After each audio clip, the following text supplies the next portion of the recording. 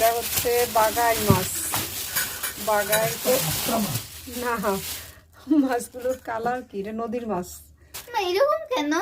বাগাইয়ের এরকমই হয়, এবং কবে খাইছি সে ছোটবেলায় মনে হয় খাইছি, তারপর আর তো খাওয়া হয় নাই। বাগা হয়। এগুলো কি মাছ?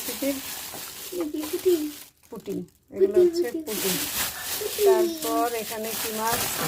দেখি কই কই কই কই, আমি কি বলি এটা কই?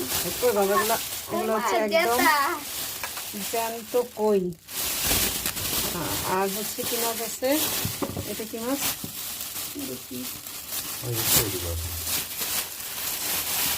দেখি এটা কি? এটা হচ্ছে পাবদা।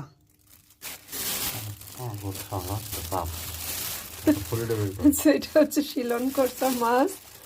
আর একটা হচ্ছে ফলি মাছ আছে। ফলি মাছ দিয়ে কোপ্তা করা যাবে, একটা ফলি কোপ্তা।